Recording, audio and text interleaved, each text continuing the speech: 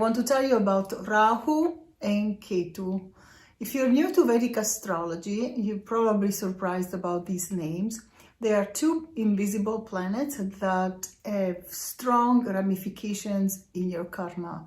So that means they can really make you a famous, wealthy person, or that they can cause a lot of trouble. So I'm going to explain what's going on and why these two nodes can help you if you know how to connect with their energy. I am Lalitha if you're new. So please remember to subscribe and click on the bell so you can receive the notifications for my videos. And I'm very excited to talk about this transit for a few reasons. The first is the Rahu and Ketu are moving, and they're going into signs called exaltation signs, or at least many astrologers believe that these are very good placements for them.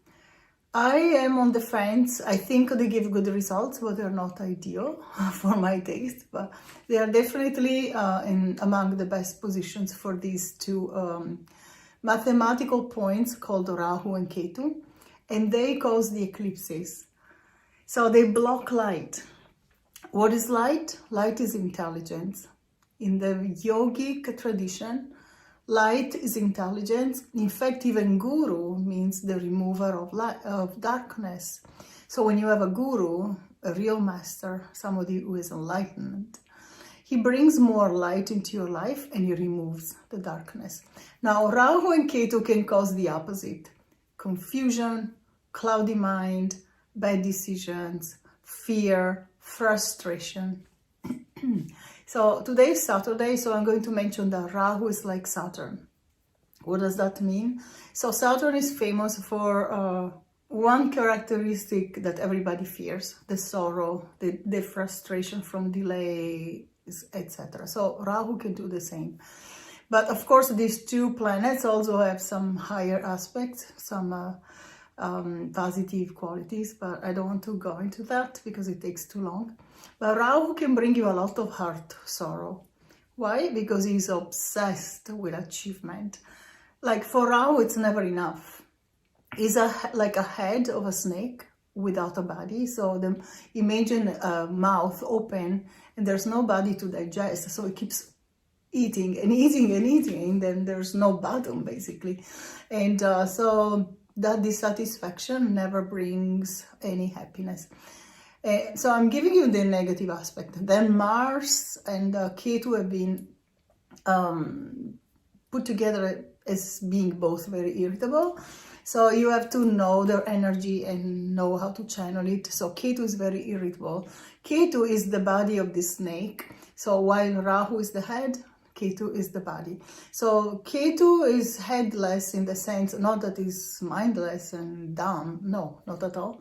It's like, okay, he's already in the other world, in the beyond, where it's less rational life, rational mind, and more about what lasts, like evolution, knowledge acquired in past lives, etc. But it can be also very difficult. For example, Ketu can make you lose things because you don't care so much about them.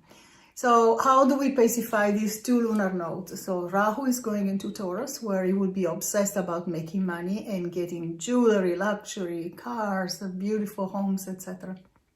And for everyone, almost.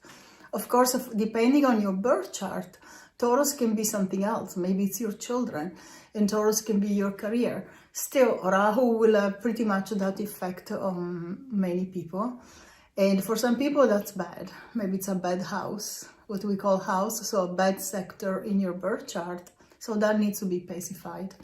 And Ketu is going into Scorpio. Scorpio is an intense sign of emotionality, also it's about secrets and hidden things. So Scorpio and Ketu get along very well because Ketu is past life knowledge, and Scorpio is about, let's find out more about this. Let's take the pain that it takes to go deep and find out the truth about who you are, and also to transform yourself into a great goddess or a great god. Okay, so in case you're wondering, you're already the divine. You're already made in the image of the divine. That's my philosophy, and also the what most spiritual traditions will tell you.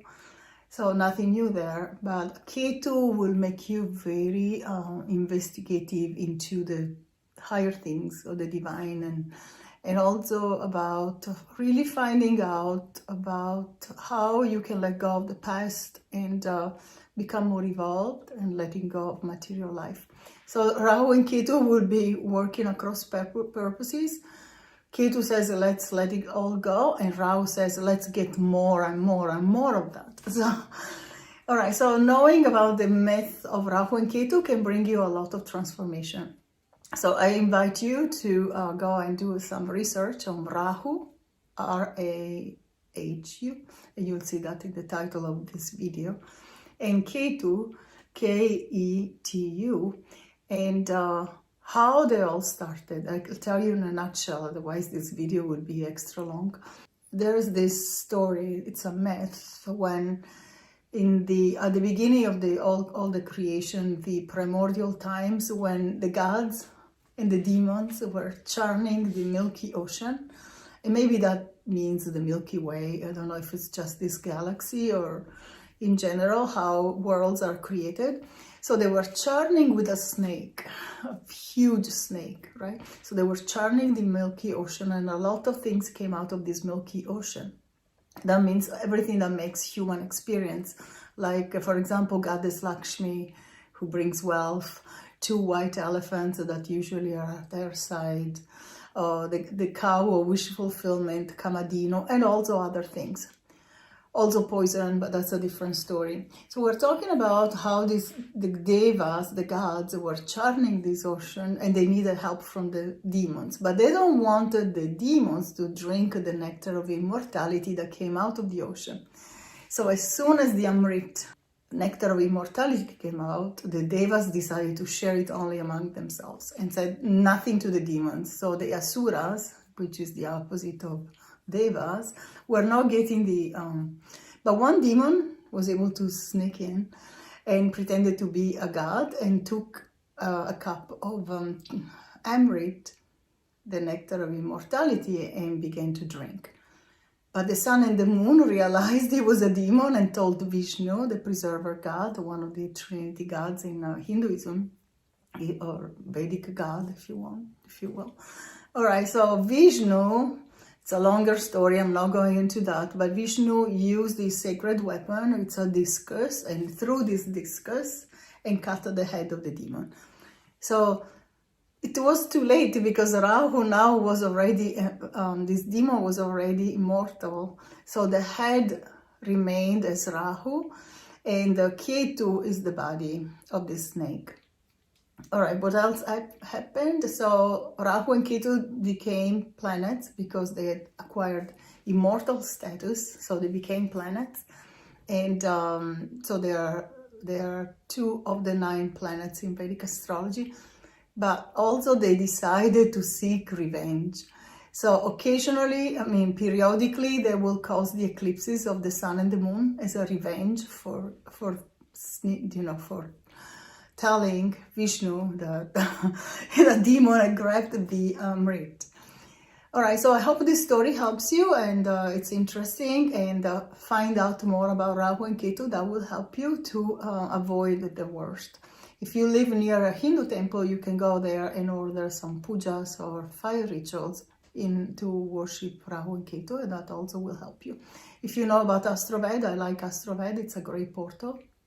You can order Vedic remedies there if Rahu and Ketu are in bad places in the sky. I will try to make another video telling you more which signs will benefit and which signs have to be careful. All right, thanks for watching, and see you soon. Remember to subscribe again, and please click on the bell, otherwise you'll never see my videos. See you soon.